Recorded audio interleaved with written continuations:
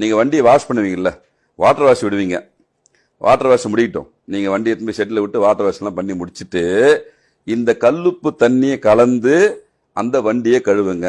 எதிர்மறை சக்திகள் நிற்காது. விபத்துக்கள் தவிர்ப்பதற்கான வாய்ப்புகளை அந்த குலதெய்வம் வந்து நின்று உங்களுக்கு காப்பாற்றும்.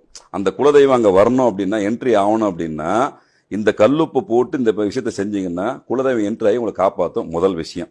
ரெண்டாவது விஷயம், அபிலாஷைகள், ஆசைகள், நிறைவேறாத ஆசைகள் ஒரு மனசை வச்சுருப்பாங்க. நீண்ட நாள் கோரிக்கையா ஒரு விஷயம் இருக்கும். அது எப்படி செய்யறது அப்படின்னா, இதே கல்லுப்பதுக்கு பயன்படும்.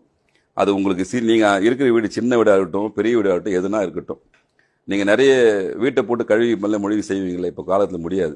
சும்மா அந்த கல்லுப்பு தண்ணியை கரைச்சி வீடு ஃபுல்லா தெளிங்க. முடிஞ்சா மாப் போட்டு பெயிண்ட் பண்ணுவீங்கல்ல, அந்த மாதிரி வீடு ஃபுல்லா வாரத்துக்கு ஒரு முறை செய்யுங்க. எல்லா இடத்தையும் சுத்தம் பண்ணுங்க இதை வச்சு. அதுக்கப்புறம் உங்களுக்கு வீட்டுக்குள்ள மாற்றம் தெரியும்.